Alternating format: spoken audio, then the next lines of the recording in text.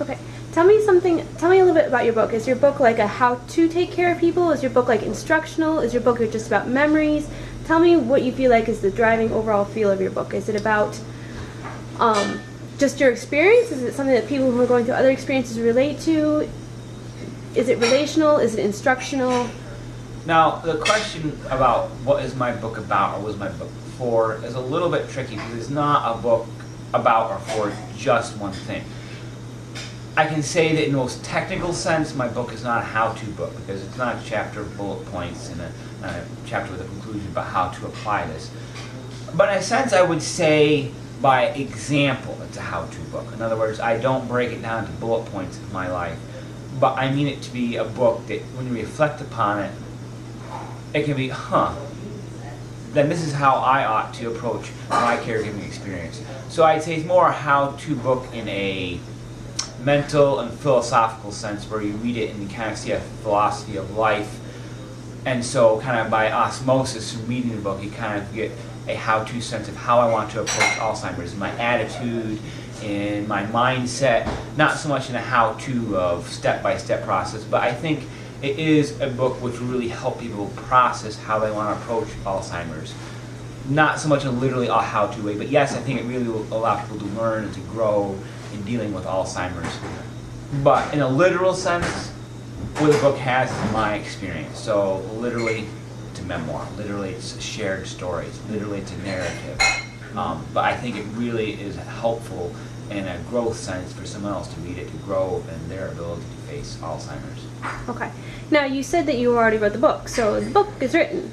So you still clearly need help, but the book is written. What are the things that you need help with from this point out? I mean, if the book is written, aren't we done, or what's the next step? The book is written, and what I need from other people kind of falls into two categories. One, I need the word spread. If nobody hears about the book, nobody's going to read the book. Word of mouth is the biggest thing in getting a book known to people.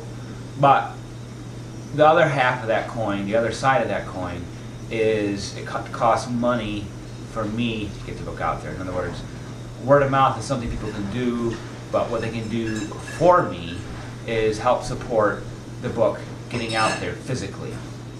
And the sense of getting out there physically is it needs to be printed. It costs money to print it, and then the other side is also costs money to ship it, which I think people don't usually think about that, but really it costs basically as much to ship the book as it does to print the book. And it really starts adding up. When you send out review copies, send out sample copies, it starts really adding up. And then the third area of cost is, of course, going places.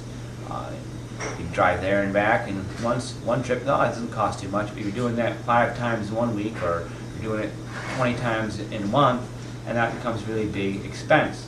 So there's the word of mouth other people could do by just sharing their having read the book, but of course they have to get a copy to even share that word of mouth.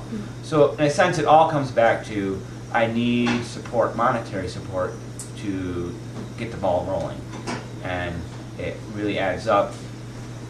So when you talk about monetary support to get the ball rolling, if you're talking about like just doing one, your first print run or your first, big shipment, like can you give somebody a ballpark figure of like, in order to even get the ball rolling, I need an X amount to actually even get a baseline order going? I think that's a kind of a difficult question because you can get the ball rolling with any number of books. So I think rather than saying a baseline, I think it's easier to say if someone gave a donation of $10, that would get one book out to somebody else.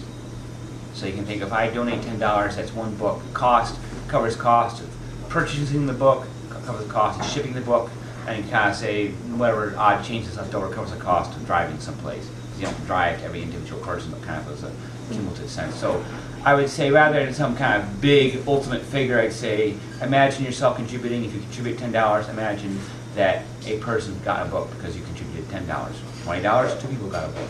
And kind of just work your way up from that. And the more money is contributed, really it comes down to the more people I can reach. There's no minimum I'll reach as absolutely many people as I can. There's no maximum, really. I'll reach as many people as I can, and the maximum as well. So I think it's a better way of putting it than talking about some baseline figure.